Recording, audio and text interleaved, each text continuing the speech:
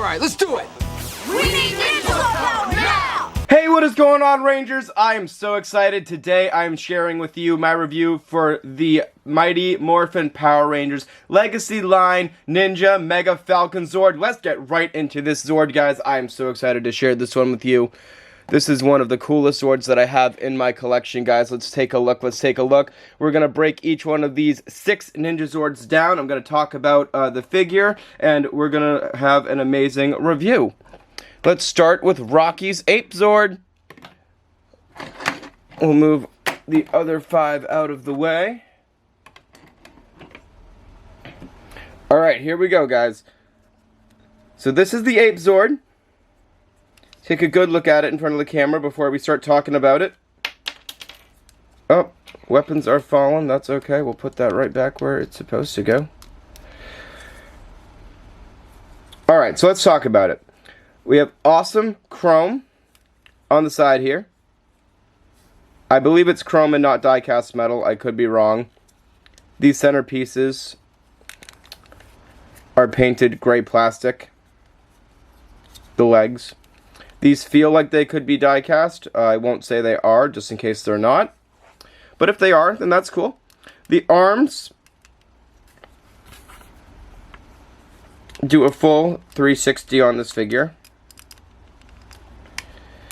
They have forearm rotation 360, and they have an elbow joint. Take a close look up at his face. We have the big S in the center there. The legs do separate, so that's cool.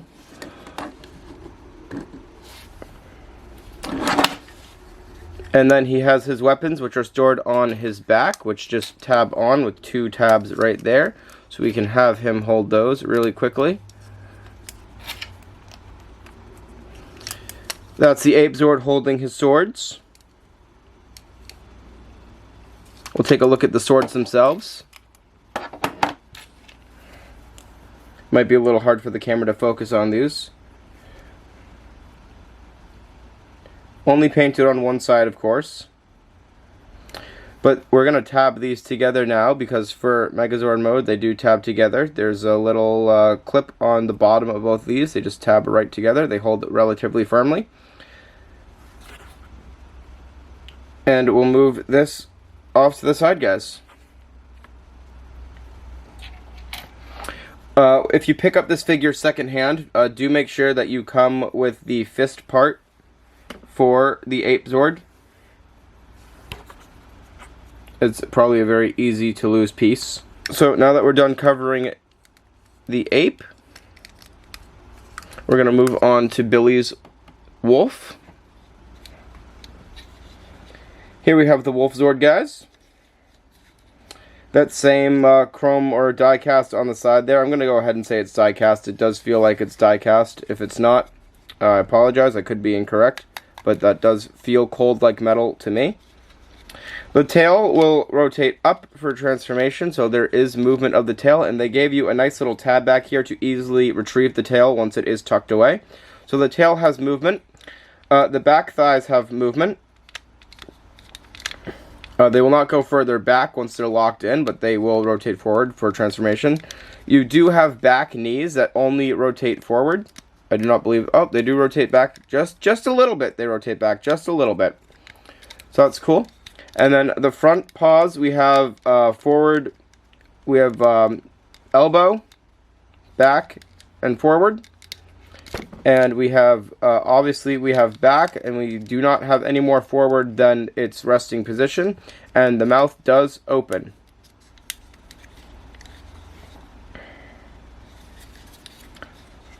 Cool sculpting. Face shot for you guys. We'll do Adam's frog next. I'm a frog. The frog is one of the more posable figures.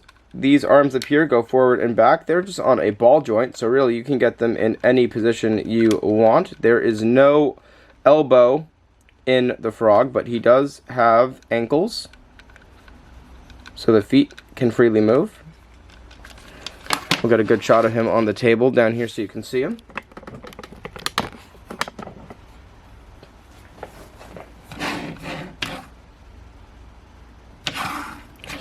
His mouth does open, I believe.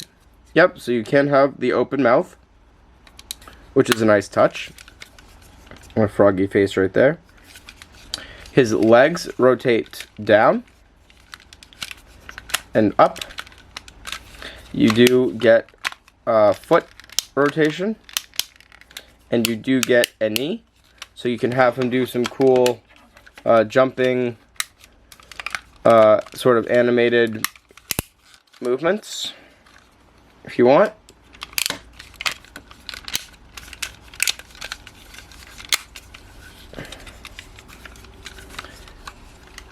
That's basically it for the frog, guys. Moving on to Aisha's bear. The bear has the least mobility of all the Zords, I believe. The back legs, you can do a little bit of back on them. There's no knee joint. It's just the whole leg moves as one, but that's only for transformation. The front paws are spring-loaded, so they don't really go anywhere. And the mouth will open, and its scroll that it's holding will move up and down, which is cool. But there's no head.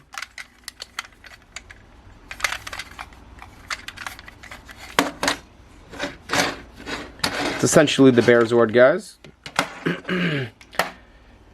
And lastly, for the main figure, we have Kimberly's Crane Zord, which is very, very, very small. The head will move down and up. The neck will move up. Not too much though, because it will reveal the face underneath. And the wings will go forwards and backwards. It is a very, very small Zord, guys. Cool boosters on the back. It is red as opposed to pink. I'm pretty sure that is show accurate. If I'm wrong, please forgive me. So that is it for the main 5 Zords. Now, the Falcon Zord, for those who don't know, was actually sold separately in the Legacy line. So if you want to get the Ninja Megafalconzord, you do have to buy the figures separately. I'm not sure if on eBay you can find them all together. That would be the best bet. So let's talk about the Falcon Zord, guys, because this guy is absolutely stunning. We have this nice crest in the center there. The camera will focus a little bit for us. Let's talk about the feet first. The feet, this is the range of motion on the feet. It clicks into each one of these so you can pose it. The claws are a beautiful gold plastic. The back talons are on their own hinge. Very firm hinge as well, so you can get a lot of movement. And the front talons are, all 3 of the front talons are on their own hinge as well. So you can have the claw in a bunch of cool positions if you would like. There's no swivel on the feet. The wings will move up and they will move down.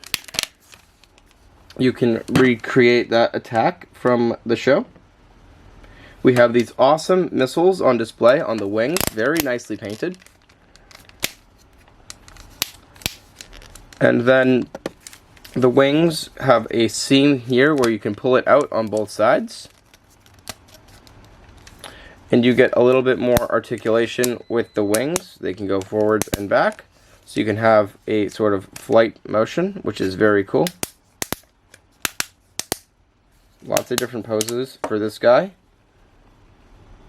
It's very cool that they included that. And those just snap right back in once they're straightened out. The back tail feathers will lift up 90 degrees. And the head does rotate about 90. And the mouth does open.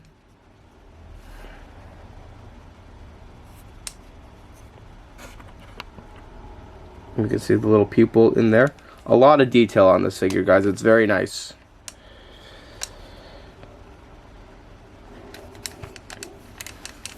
Alright. We've done the individual Zords. It's time to make the Ninja Megafalconzord.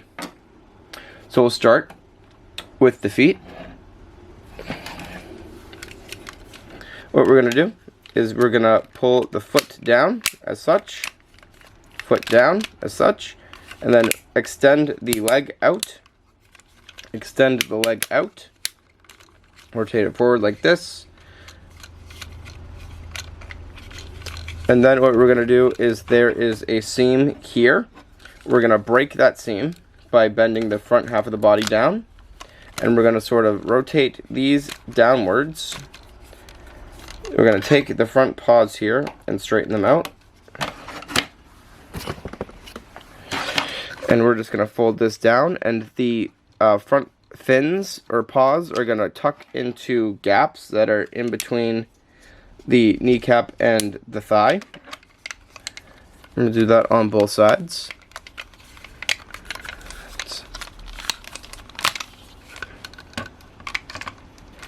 And we just make sure that this is properly folded down. And here we have the legs. I will note that these go out on a pivot where they snap, so he'll be like this. So you do want to just push those in so they sit nicely. Next we'll do the bear. Relatively simple. As I mentioned, these are spring-loaded, guys. So we're going to pop these in and tuck them right underneath as such. And then we're going to take these and rotate them forward so that these silver cannons are facing the front way.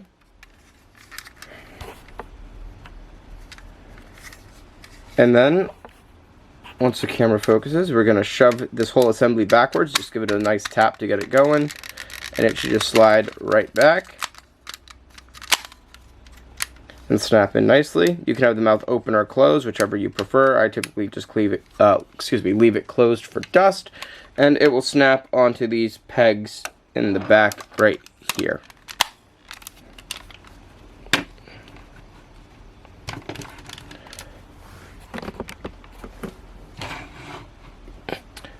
We'll do the wolf next. Oh, make sure, like the ape, that you have the cover for the wolf's head as well. This is a piece that can get easily lost or not included if you buy secondhand. So the wolf, the tail, is going to go forward into the slot on top of the back. These paws are going to go backwards. I believe you do have to do the back paws.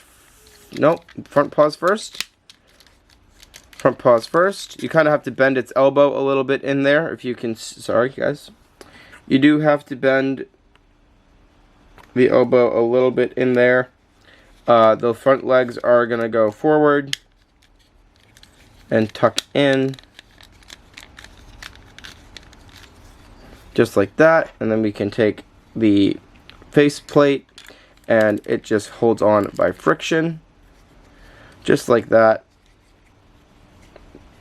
And we're ready to put him on to the right side. And then we take the ape and we make sure that the legs are together. Come around to the back. We're going to rotate the arms so that the decoration on the elbow is facing outwards. Facing outwards. Fold those up. The back plate is going to come down. We've seen this on many other Megazords. These tuck in and rotate forward. And that should close.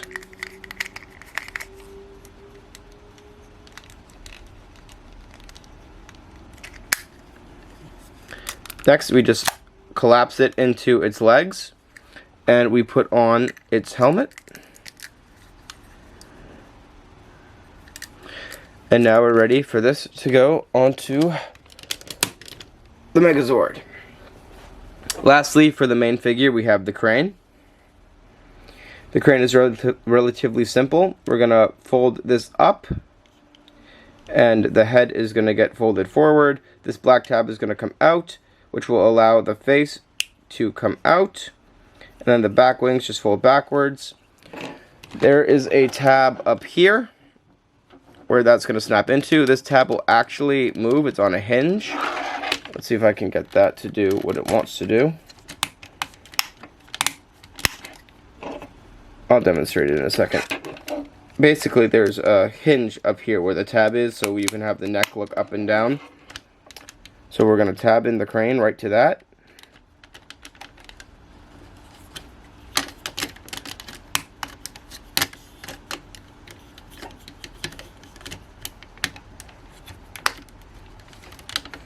There we go.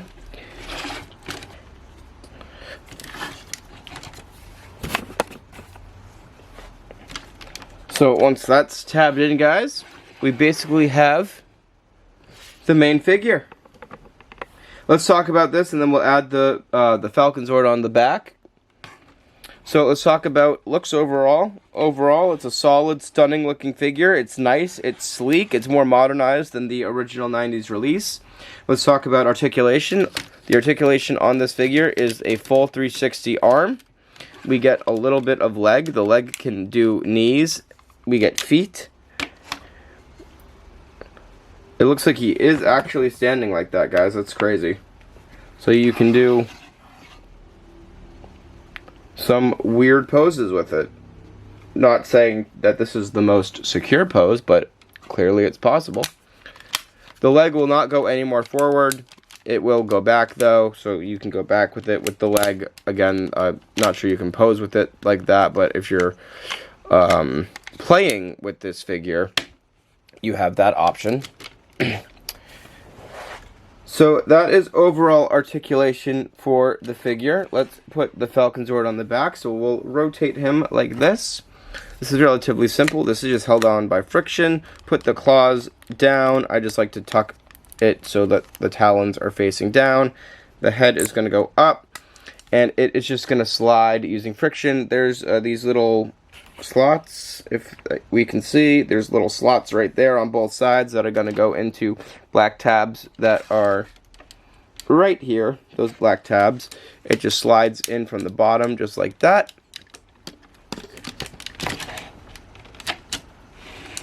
and is held on by those two pegs.